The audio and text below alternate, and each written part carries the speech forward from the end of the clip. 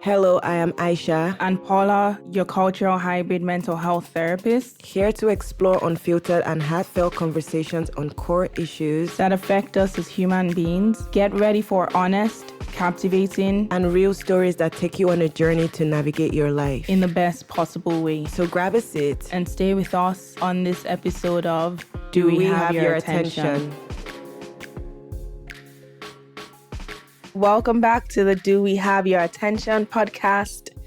I am Paula, and with me we have Aisha. Today we are having an interesting conversation on success and comparison. Ooh. What it means to us, our experiences of success, especially in this new era of social media. I don't know how new it is, but let's just say ever-evolving era. Ever-evolving. Oh, that's a good way to put it. Ever-evolving era of social media. Well, yes, ever-evolving, but you know the drill by now. We always have to start with the feelings check-in. So, Paula, how you feeling today?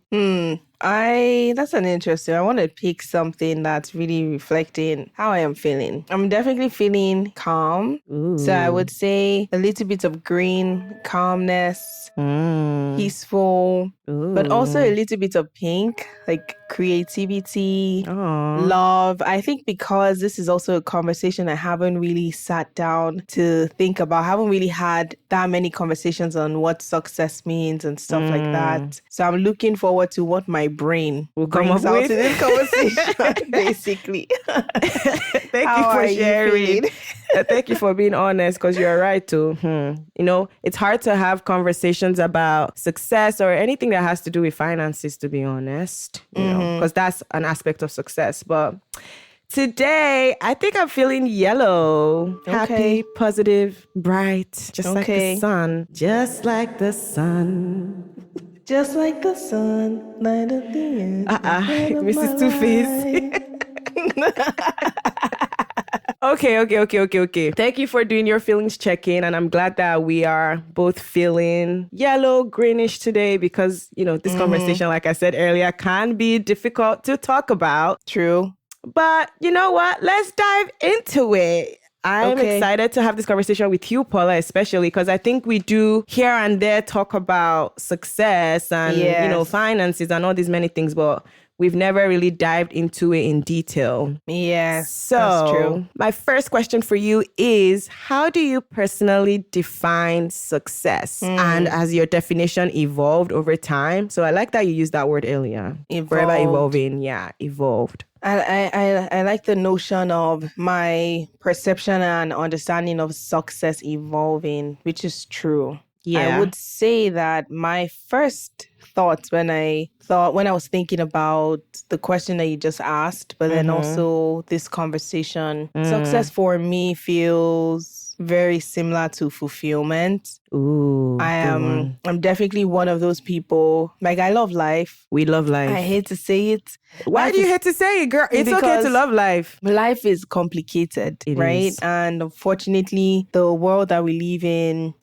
it can be very heartbreaking sometimes. It can. Having to sort of just deal with hardship, tragedy, trauma, the state of the economy, genocide. We can go, the list is on and on and on. It's very long, unfortunately. But I would definitely just say that for me, because I'm very passionate about life, I'm passionate about growth in general, I think when I think of success, my definition is something that's just giving me consistent fulfillment, whether it's mental, emotional, financially, physically. It's an all-round sense of fulfillment. Has it evolved? Yes, to some degree. Okay. I would say no to another degree because that's always been the root of my perception of success, even when I was younger. Where I would say, yeah, I want to be successful. I want money. Ask people now, maybe not as much as my sister, who is passionate about money. And she will tell you that when you meet her. Money. Absolutely passionate about financial success and stability. But when I think about financial success and stability, like fulfillment is also high up there too as well. How about you? How do you personally define success? I think that I agree with you with the consistency of fulfillment. Like for me personally, I think my perception of success has definitely evolved. When I would think about success, I used to mostly focus on the financial aspect because back in the day it was or currently now too, to be fair, it's like the easiest measure that people can look into, right? Like people can measure success with money and see that, oh, this person is financially stable, whatever. But in the past, I never really thought about it in terms of just being content in all areas of my life, you know, like my relationships, my career, my intimate relationship. I feel like that also kind of, they all come together because if all those areas are all working together in a way that's making me function well, and I feel like I'm successful in all areas. So I'm kind of I've been working on separating, not just focusing success on just finances and also focusing on, like you said, even physical, like you said, like making sure I'm physically, mentally, emotionally, but also when I think about my relationships, all these areas, they still have an impact in our lives. So they all have to be functioning well for me to be a successful individual. So I think about success in that, like the way you were saying too, kind of fulfillment in all these areas of my life that help me function in the best way possible, if that makes sense. Yeah. And also I want to add like what you were saying in terms of like the evolving, like there's always going to be growth and development. Something I never really used to think about was how, I think we know at the back of our minds, but we're not really conscious of it, that you're actually growing and, you know, things change, things evolve. So you have to also take into factor that to succeed, there's going to be growth and you have to be intentional about your growth and development. If not, then I don't know what that's going to look like, but intentionality. So that's what being intentional. So that's how I would kind of define my own success. So it's very similar with the way you define yours. Yes, I definitely feel as though that you can't really be in this field of work that we're in where you are of service to people on a consistent basis, and fulfillment is not something that is an additional value that comes with obviously all the other things as well that makes it successful.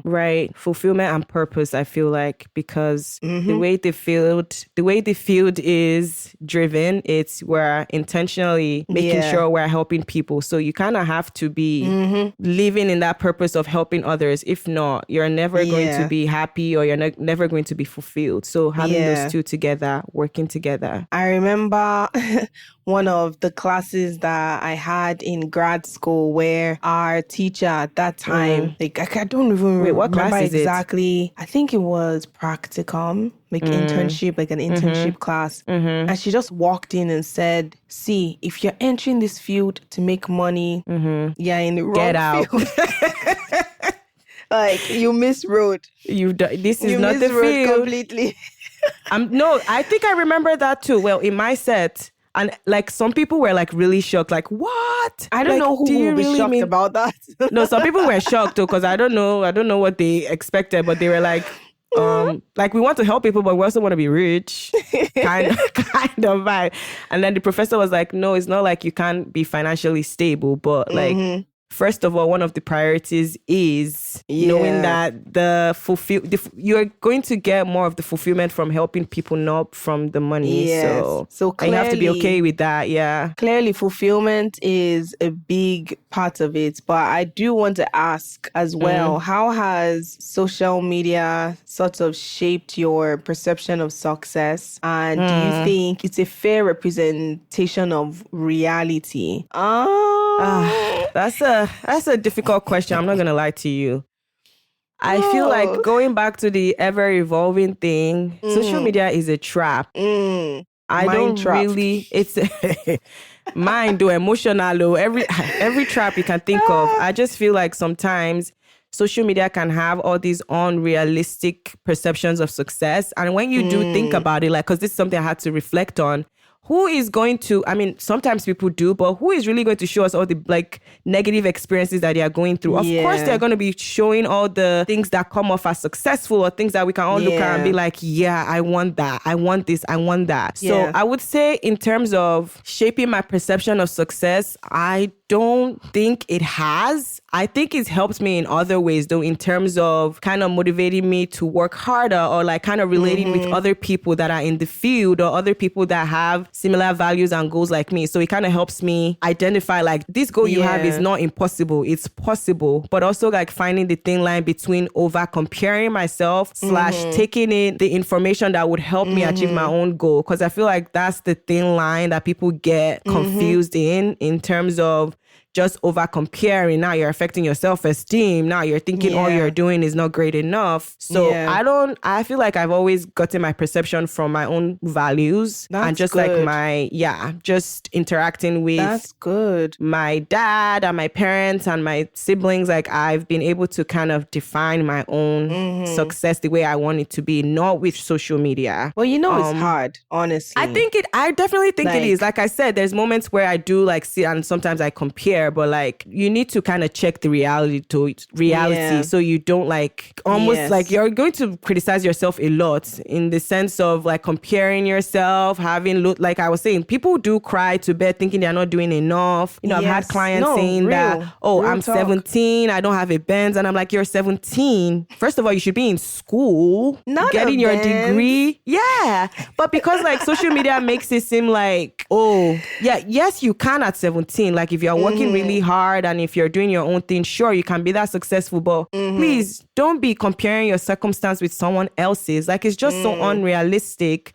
And that circumstance thing, I think, is what like confuses a lot of people. You're comparing your own circumstance with someone else. Like, how does that make sense? It doesn't. Yeah. So I understand what you're saying. And I'm going to be very, very honest and transparent here. It wasn't until last year that I started to see, so when I say last year, I mean 2023, that I started to see how how social media can actually how easy it is, let me put it this way. It's very easy to compare yourself, and are not necessarily others. Even just, when we think of success now, this is not in relation to financial success. This is even in relation to like relationship, like intimate don't get me started.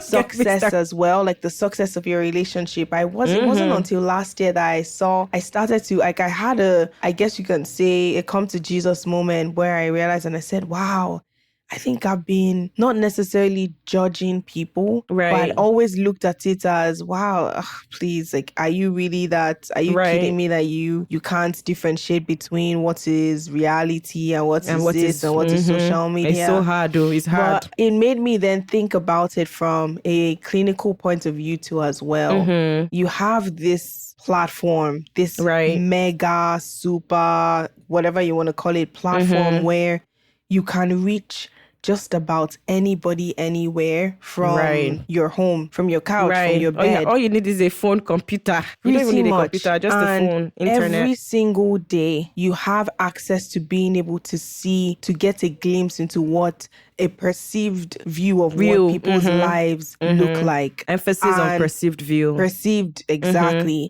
You have that, and then now take that out of the equation. Bear with me here. People who already have challenges with mental health issues, already have struggles with depression, already have low self-esteem, challenges, body image, eating disorders, anxiety, trauma, have experienced domestic violence or abuse.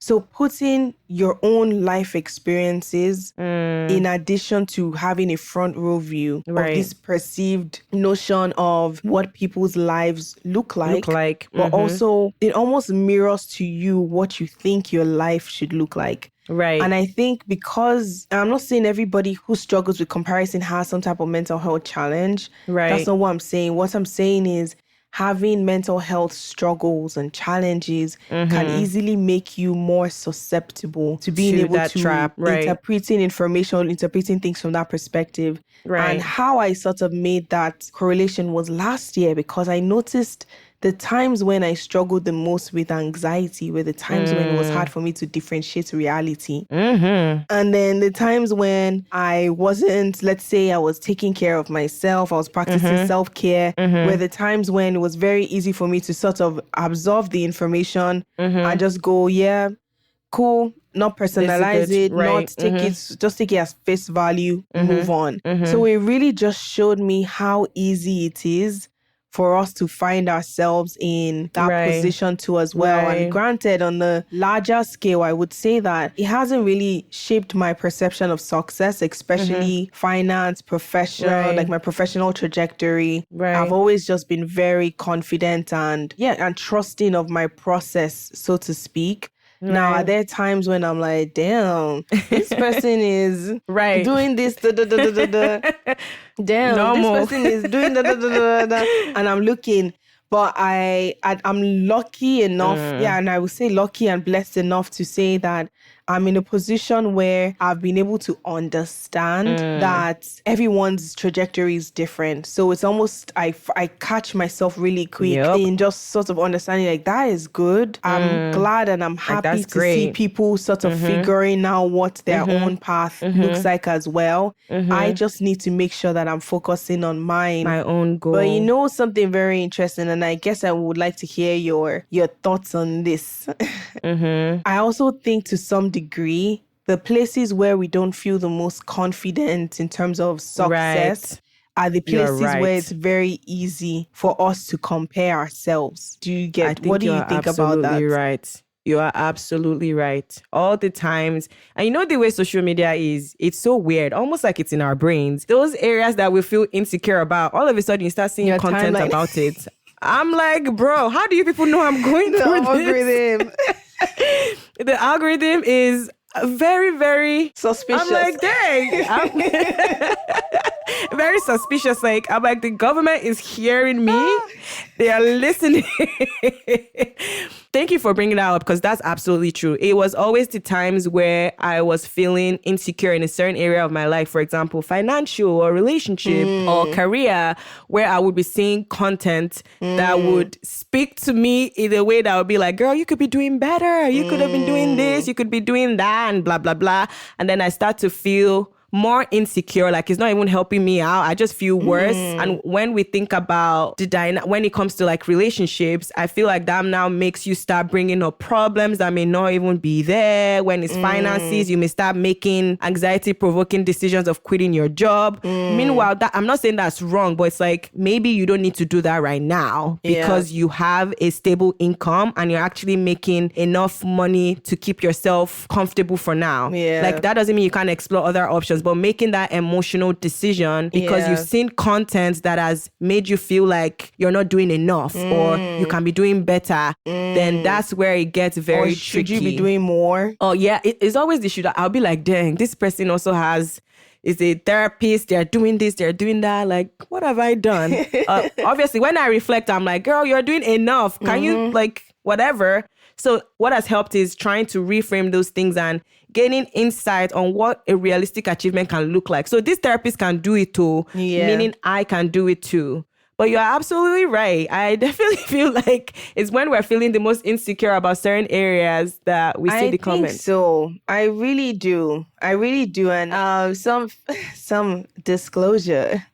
Do you remember when I texted you? And I think this was even recently when I texted you. That was recent, yeah. And I said, like, I need this year. I think I'm realizing that I need to be more intentional about how much social media I'm consuming. So I texted Aisha in regards to that, because that was when I started reflecting, like what were some things that I just noticed that were very different. And I would notice that last year, probably because there was so many new things that I was trying in terms of my career and myself, and I was more on social media than I've ever been before. It was easier for me to sort of have this boundary because I wasn't using it professionally the way I've said using it now. Right. So the distance was good enough for me to not have to start to do more work and be more boundaried. And all of a sudden, I will see posts of, if your man does not buy you flowers, cut him off. And of course, being somebody who is, and it's so hilarious because being someone who is actually a couples and family therapist, right? By training, you would think you would know better. And I found myself going, my man, has he ever bought me flowers? He didn't buy me flowers. And it would not even When was the last time he brought me flowers? it would not even be necessary about the flowers, but I just noticed like this pattern of like anxiety that will sort of come up, and then just me looking for something to sort of just disagree or have an argument about, so to speak. And it's not because of the flower. My partner clearly does not. He doesn't fit into that nonsense. He's like, girl, please. He doesn't fit into that nonsense. So the good thing is I guess like a non-reaction in that sense. Yeah. But then it didn't stop me from having just these moments where I would just see something where they're like, if someone does not tell you how they feel 100% of the time, and they're not telling you verbally and expressing and I'm like, you don't tell me how you feel today, yesterday, tomorrow. When was the last time you told me how you felt? He would look at me and be like, okay. But then also in the sense, because we've obviously had conversations like this where I understand that I'm more verbally expressive naturally, whereas he's more action oriented. So through his actions, I see a lot of how he feels.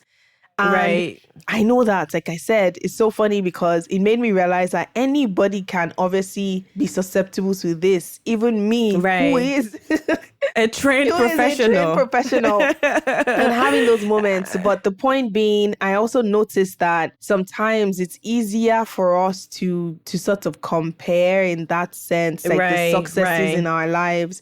When it's things that I don't want to say like we don't feel sure about. So, and I'll disclose is that this relationship that I'm in is my first experience of an actual adult, healthy, mutually respectful, loving, nurturing relationship. Ooh, we love that. So there's that aspect of yourself where you're experiencing this new thing, so to speak. So you don't feel as competent as you would think or you would like yourself to feel because it's your first experience compared to, let's say, me having experiences of financial success or professional success. So the evidence is there for me to go, okay, I trust myself in this. enough, So if you see someone sort of putting information out there and then they now put themselves holding the flowers with the man, or like, you know, the picture says on YouTube, you're like, am I as competent as I think I am, so to speak. So it made me really wonder to some degree if there's a correlation there.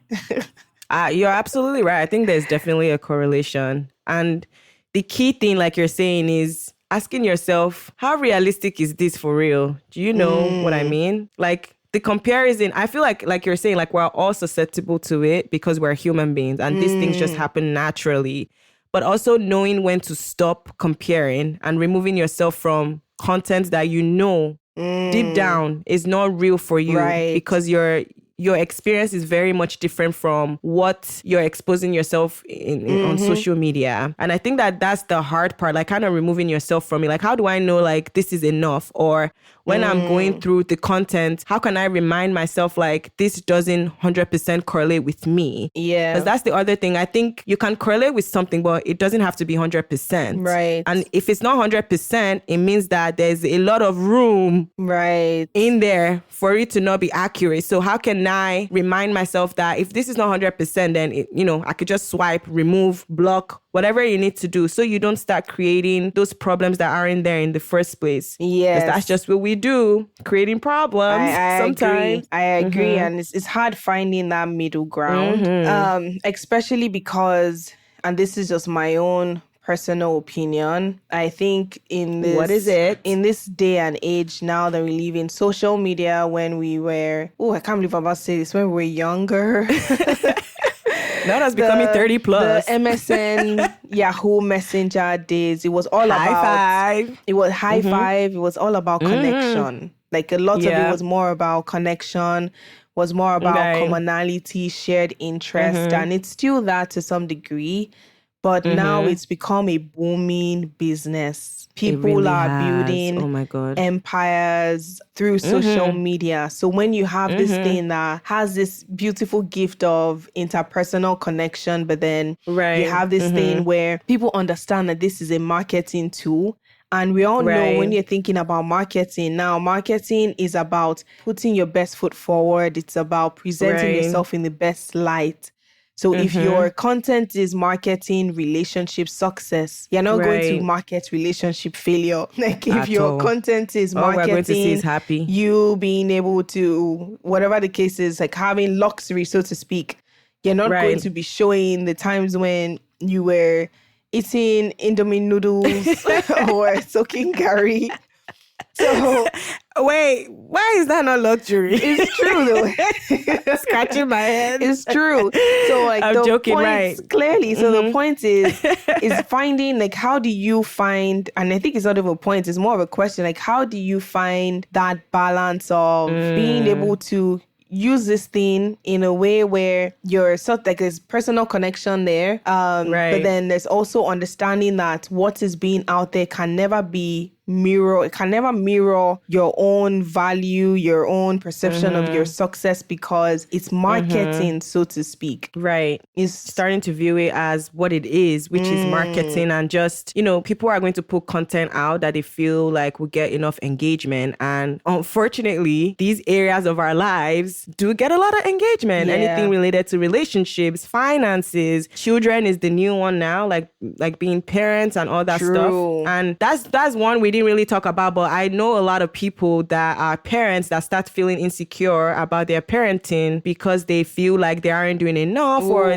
these kids on social media have these opportunities because this family is posting whatever. And it's very hard. It really is very hard to not compare yourself. So how do you find that line then? Just between, because clearly there's benefits and drawbacks to everything.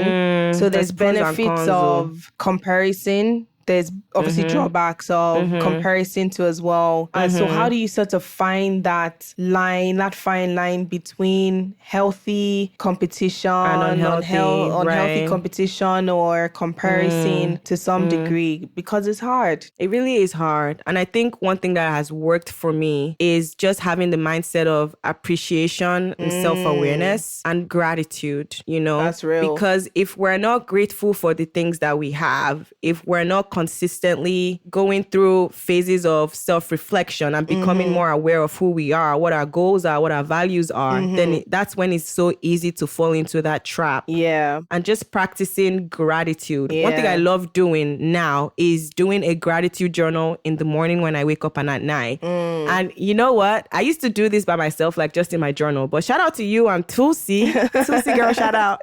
Because you both on my birthday last year got me like this gratitude journal. That is hilarious. And I use it so religiously. Okay, can we just do a quick side note? The name of the journal, in case people want to find it, because that's one of my favorite journals ever. And also one of my favorite journals as well to just, recommend for clients, because other people. It's almost a mix of gratitude, journaling, action, just action-oriented steps that you might want to take to as well, just for your own benefit. So you can find this on Amazon. I don't know where else. You probably can find it in other places, but it's called the 5-Minute Journal. So they have maybe very different versions of it. So sort of finding the one that works well for you. And I'm so glad that you brought this up. I believe the name of the store that runs it is the Intelligent Change Store, something along those lines. But the name of the journal is the 5-Minute Journal. I'm glad that you brought this up. But yes, back to you. Because it really has genuinely changed my life. Like the way I would journal before, and I still journal normally, but I just try to be intentional about journaling with the 5-Minute Journal, because it specifically asks you to write what you're grateful for. Yeah. And that gives me a second every day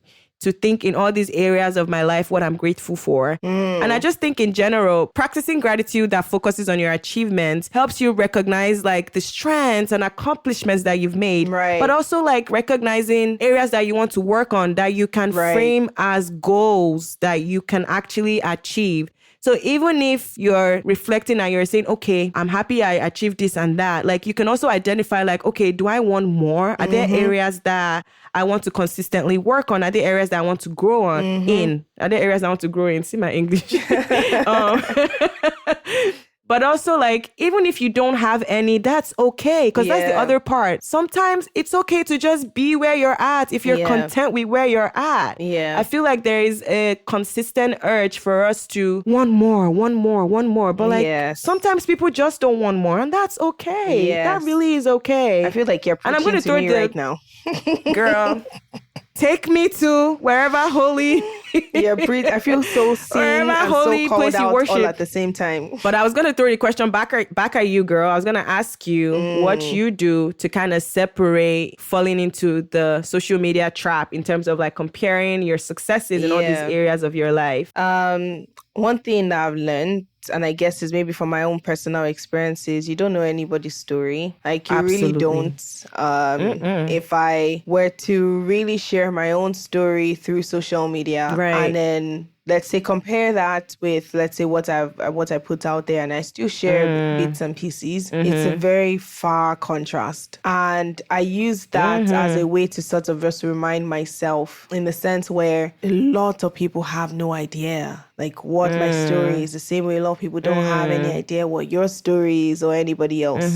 So if I'm saying that I have no idea what people are going through, and of course you would see with some people, especially influencers, right? Who are like the biggest marketing geniuses I've ever come across in my life, honestly. You hear about, let's say, maybe a couple influencer or an influencer who's just any different influencers anyway. Anybody, to be honest. And you find out about some of the things that some of them were going through. And it shocks you. It really, really shocks you. So for me, it really just, that has been one of the easiest ways to snap myself out of any sort of unhealthy comparison. Because if I started to think about the possible stories that people have experienced, and I ask myself, do I want that for myself? Hell no. I'm pretty sure if I were to say the same thing and share my own experiences, like a lot of people would be like, hell no, I don't want that for myself. But the successes that I have, yes, they might want that. But the thing about it is, if you're admiring someone's life, you want it to be like them. It's not wanting to just be like them in terms of positive ones. Every single thing.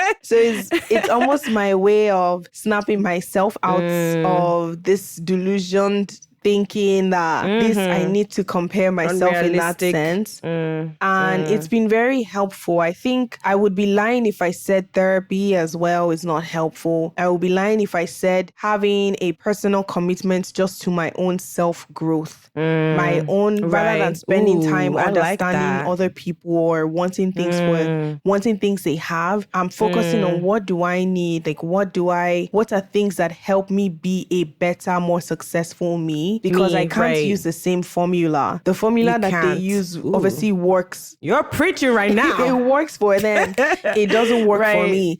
And these things I'm even saying is like, it's experience as well. It's trial and error of times when I was younger and I was like, let me do it this way. So they did that way. And the good thing, and I'm so grateful to God, is that God just made me so bad at so many things. And so good at the things that he knows that are unique to me. Knows that you're good at. And I have a feeling that the reason why he did that is because he knows that people pleaser in me and wanting to just sort of look at me, like that person in me that is not necessarily helpful would have easily just been trying to do what everybody else is doing. So it sort of forces me to have to understand my own self and just figure that out.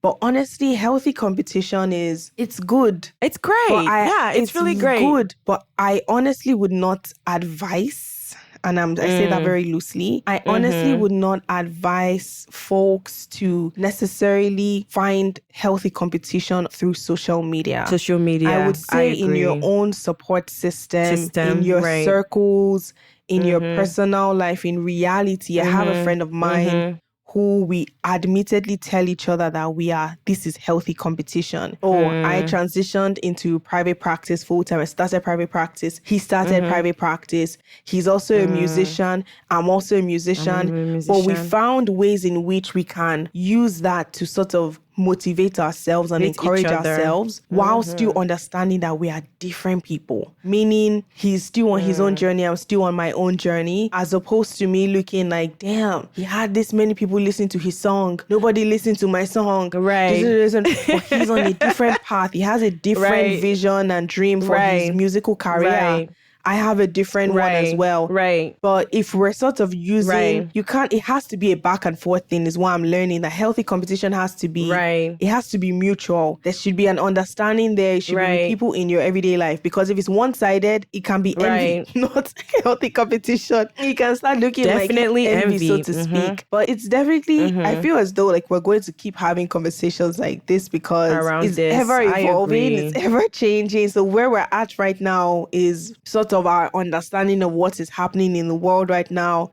A year from now, 2 years from now, it might be different. Who knows? Probably it would be different. Probably, to be honest. But I like what you said about the healthy competition, like looking at it from a motivating point of view, not like comparison. Because if you're motivating each other, then you could hold each other accountable. You both can work together to achieve this goal in a way that you could give each other constructive criticism, but also give each other like great feedback. You know, that way I feel like you feel more motivated. But if you're like consistently comparing yourself, that could lead to like envy and jealousy. And all of a sudden you just realize that your friend is sharing and you're not happy for them, or you all of a sudden you want to block them on Instagram because you don't want to see their success. And it's like, well, that would not be very productive because at the end of the day, you still need people in your corner that support you. If you think about it, envy is inevitable in the sense, like let me put it this way, having envious feelings is inevitable in the sense where we're human. You can see someone who absolutely seems like they have something you want or whatever the case is. And you have like little moments of jealousy. But I guess that's what you were saying earlier on too as well, when you said self-awareness is the biggest thing that you sort of learned and picked up about your own self, or rather you picked up in terms of understanding that that's what helps you not be affected by this because you at least clearly would be self-aware and in tune enough to be able to recognize when you might be having those feelings and be able to address them before it becomes something that is potentially harmful. Like a big deal, right?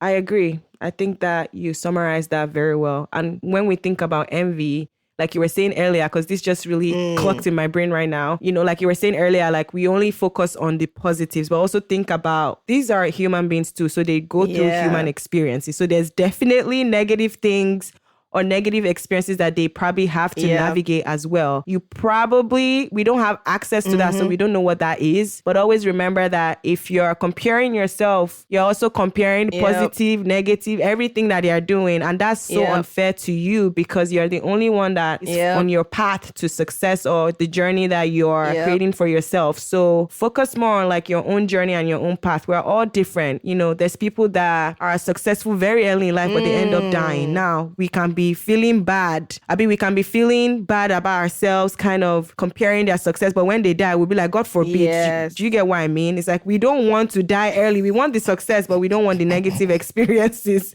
So just remember that and focus on your own path, focus on your own values, focus on your own goals, and always celebrate the little things. It always starts from the little things in terms of practicing mindfulness. Paula, do you celebrate little things? There's your little achievements. I have that. I think it was a former therapist of mine who gave it to me as a graduation present. Shout out to you. It's so funny because I did not really benefit a lot from that therapy in terms of what I needed, but I benefited from that therapy in terms of where I was at in my life. And at that time in my life, I really wanted to, like, it was hard for me to find little things to be grateful for. And I don't necessarily think that she knew, or then again, she was a therapist, so there's a possibility that she may have known. I mean, I hope she did. The reason why I said that is because it's so funny because I literally just had this conversation with my therapist. I had this conversation with my therapist, my current like therapist. Your current therapist. A new therapist of mine. And I was telling her, I was like, when I was working with that other therapist, I felt so good with myself because I would tell her, make her think that she knew things about me, but she did not know anything. But then again, in bringing this up, I'm realizing that, well, she maybe did know, because where I was in that time in my life, so to speak, I really needed to you were not appreciate ready. the smallest things. And the name of the book is called Small Graces, The Quiet Gifts of Everyday Life. I'm about to go read that. Kent Nurburn. And I really like that book because it really just highlighted the littlest things, from the sounds of birds. It sounds so ridiculous, but it's true. From the sounds of birds to sun on your face, to, let's say, you maybe sending me a positive message that you're just saying, thinking of you, girl, you got this, or something like that, getting a message like that. It made me really appreciate, be more intentional about appreciating the smallest things, especially when you're going through very challenging moments in your life. I would easily start finding myself just being very grateful for sun. Like, for example, today there's sun. There hasn't been sun out for like how many days? I know. Girl, this winter, no, I have to go outside. No, but I'm glad that you asked that. And as we're sort of wrapping up this conversation too as well, I'm curious to know, what are some things that you are reflecting on, and what would you say are sort of golden nuggets that you had in this conversation, but also maybe our listeners too might be able to relate on? I think one thing that has resonated with me with this conversation is emphasizing the fact that our individual journeys are unique.